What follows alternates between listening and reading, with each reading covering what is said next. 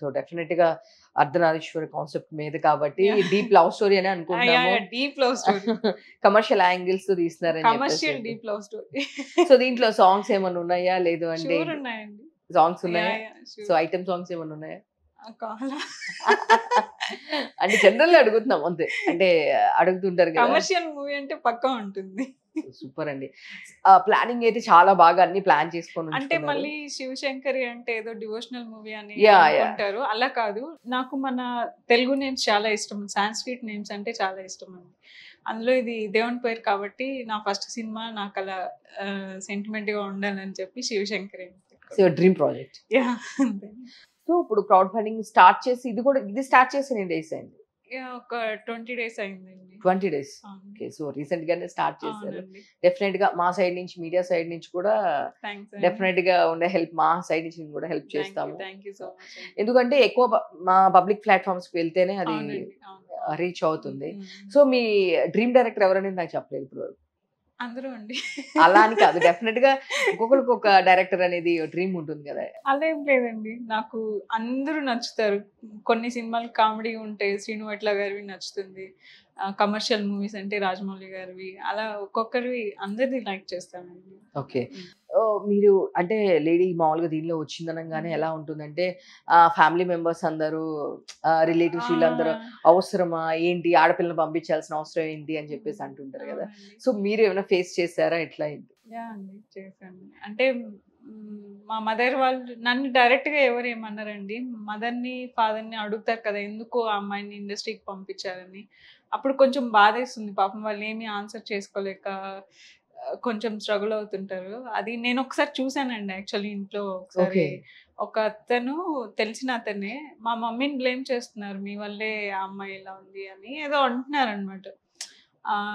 అది నేను మా అమ్మకు కూడా ఎక్స్ప్రెస్ చేయలేదు, మనసులో పెట్టుకున్నా. ఏదో ఒక రోజు నేను డైరెక్టర్ అయ్యాక అమ్మ మీరు నాకు సపోర్ట్ చేయడం వల్ల మంచి జరిగిందని చెప్పాలనుకుంటున్నా, వస్తుంది ఒక రోజు అలాంటి. డెఫినెట్ గా అంటే రేపొద్దు సక్సెస్ అయిన తర్వాత మా అమ్మాయి మా రిలేటివ్ అని చెప్తారు, బట్ సక్సెస్ వచ్చే వరకు ఎందుకు ఇవన్నీ అని చెప్పి మాట్లాడుతుంది. సో అందులో మామూలుగా అబ్బాయికి ఇలాంటివి జరుగుతాయి, అమ్మాయిలకి ఇంకొంచెం అసలుకి మదర్ ని. అందులో సినిమా ఇండస్ట్రీ అనేసరికి ఏదో ఒక నెగిటివ్ ఇంపాక్ట్ తో చూస్తారండి. అలా ఏం లేదండి, మనల్ని బట్టి ఉంటది. మనం ఎక్కడికి వెళ్ళినా మనల్ని బట్టి ఉంటుంది చుట్టూ ఎలా ఉంటారని. ఇంకా అంత ఇంకా మామూలే అండి ఉంటుంది అది, ఇంకా అమ్మాయి చుట్టూ నార్మల్ ఇవన్నీ. సో మీరు బాగా ఎమోషనల్ గా నాకు ఎందుకు వెళ్ళిపోదాము అనే సిచ్యువేషన్స్ ఎప్పుడైనా అనిపించిందా?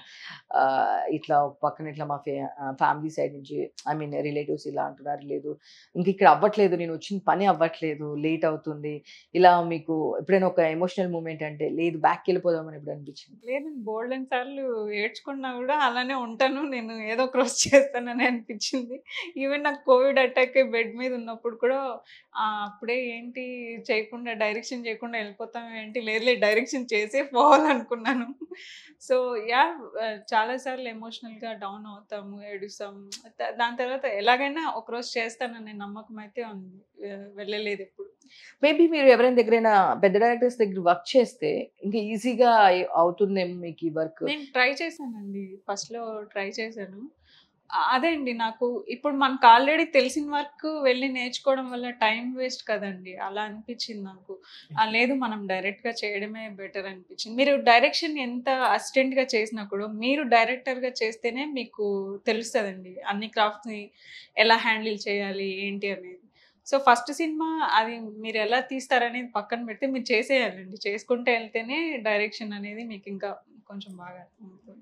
ఓకే, సో ఇంకా నెక్స్ట్ ఎవరైనా సైడ్ నుంచి సపోర్ట్ చేసిన వాళ్ళు కానీ ఎవరైనా ఉన్నారు? చాలా మంది ఉన్నారండి, అంటే పాజిటివ్గా చెప్పిన వాళ్ళు ఉన్నారు. గర్ల్గా ట్రై చేస్తున్నారు కదా చేయండి, అలా ఎంకరేజ్ చేసినట్లున్నారు. బట్ పాపం వాళ్ళ దగ్గర కూడా మనీ ప్రొడక్షన్ హౌస్ నుంచి కాకుండా నార్మల్గా తెలిసిన ఆర్టిస్టులు కానీ, నా చుట్టూ పనిచేసిన వాళ్ళు, కొంచెం నా స్క్రిప్ట్ వర్క్ తెలిసిన వాళ్ళు కూడా ఎంకరేజ్ చేశారండి.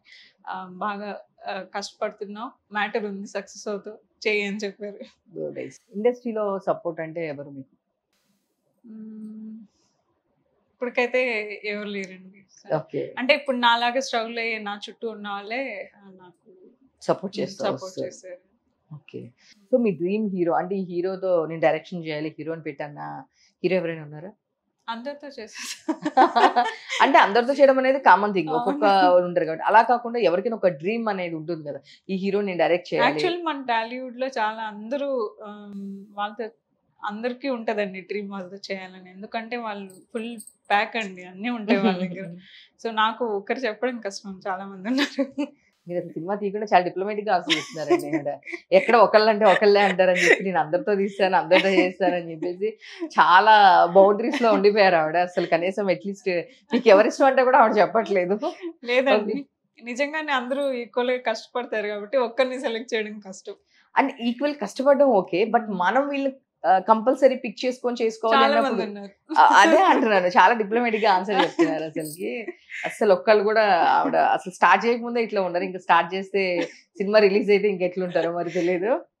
So super. మీరు ఎక్కడి నుంచండి? మీ ప్రాపర్ ఎక్కడ? మీరు ఎక్కడి నుంచి వచ్చారు? తిరుపతి దగ్గర పలంనేరు ఐడియా ఉందండి? ఆ! అక్కడే అండి. ఓకే. తిరుపతి దగ్గర Palamaner. So nice. Chittoor district. Chittoor district. డెఫినెట్‌గా ఆ స్లాంగ్ కూడా చాలా డిఫరెంట్ ఉంటది. డిఫరెంట్‌గా ఉందా?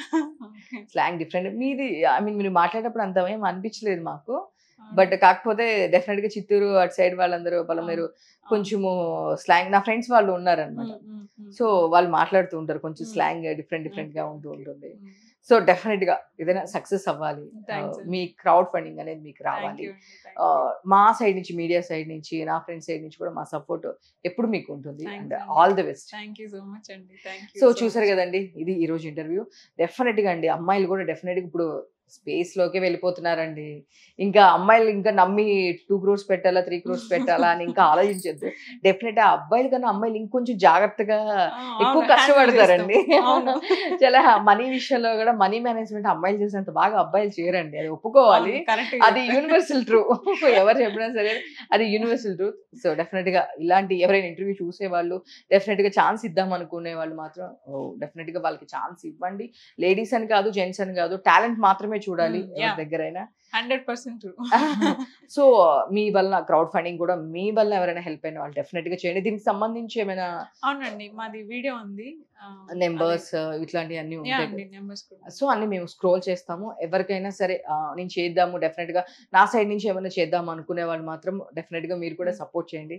Thank you and all the best. Thank you so much అండి. So sweet of you. ఏం లేదు, డెఫినెట్ గా ఒక అమ్మాయి ఇండస్ట్రీలో ఉంది అంటే కనీసం నా గురించి తెలియకుండా ఒక్క మాటతో మీరు ఇంత హెల్ప్ చేశారు. అలా ఏం లేదు. ఆబ్వియస్లీ అమ్మాయి ఉంది అంటే, అమ్మాయి స్టాండ్ తీసుకుంది అంటే అది ఒక మంచి విషయం అయి ఉంటుందని నమ్ముతాను నేను. అంటే ఆ చూస్ చేసుకున్న ఇదే జనరల్ గా ఇలాంటి దీనికి రారు. ఆర్టిస్ట్ గా అంటే చాలా మందిని చూస్తాను, ఇంకొక ఫీల్డ్ అని చూస్తాను.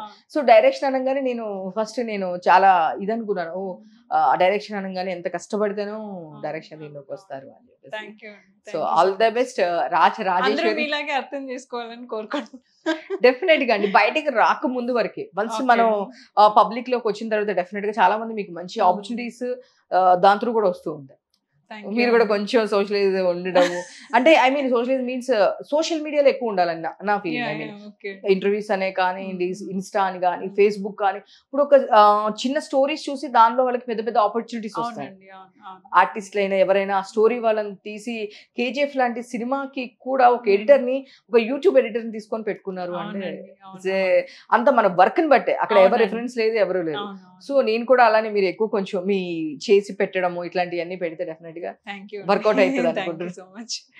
సో ఇది ఈ రోజు ఇంటర్వ్యూ. ఇలాంటి మరిన్ని ఇంటర్వ్యూస్ కోసం చూస్తున్నాండి. నేను మీ ఉమా. Thank you.